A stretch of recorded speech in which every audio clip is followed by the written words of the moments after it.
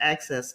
I understand that in fact, I've heard you speak about your student freedom initiative that you started, and your focus on student debt.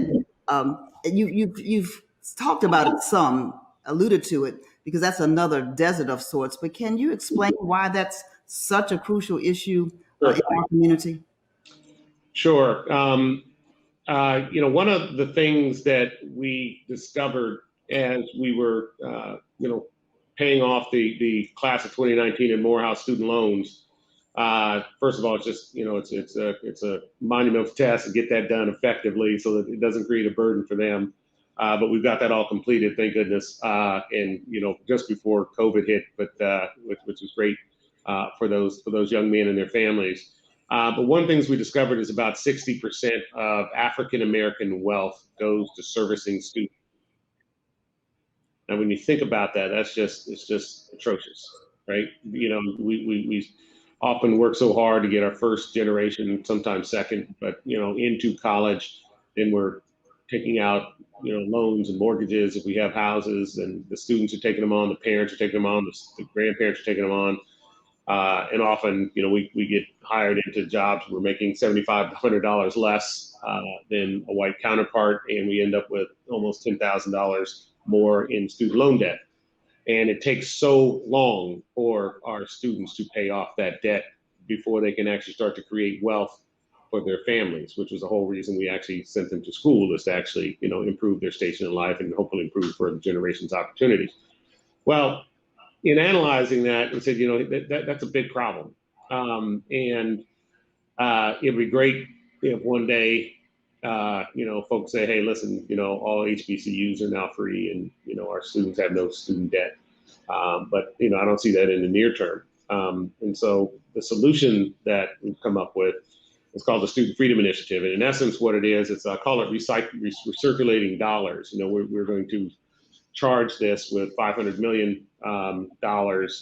We then can use some form of leverage to expand that. But then what we can do is any student who's going to one of the HBCUs that is part of the program can borrow money from this program. And at certain levels, as you graduate and you go work in places like my company or Microsoft or Google or any of those sort of companies, and hopefully you're making a lot more money, you're actually paying it back at accelerated rates, but it's actually a lower cost than what would be a Parent Plus loan.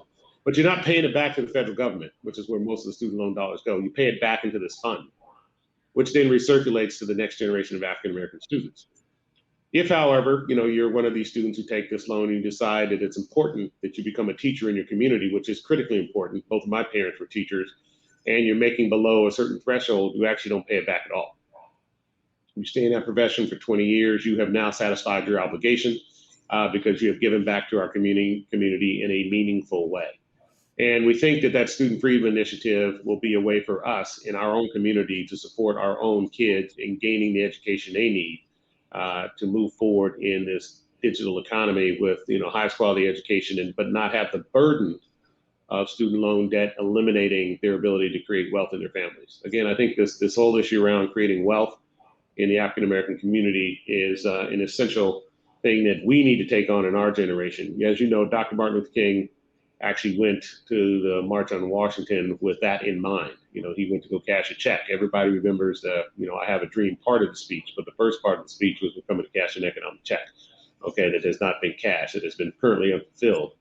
And that's part of what I think our generation now has to take on is we have to get economic uplift into our communities. And listen, it's not just a economic imperative, it's a moral one that we need to focus on. And the fact is, if you, at the end of the day, eliminate the wealth disparity between African Americans and white Americans, it actually creates about a 6% growth in GDP, which in this age of a pandemic, entering into some uncertain economic times, the whole economy could, benefit from that $1.5 trillion of increase in GDP by African Americans actually, achieving more wealth parity in that context. Absolutely, absolutely. I heard you say your mother took you to that march in Washington with Martin Luther King, and so did my mother. And so those are the kinds of things that stick with us.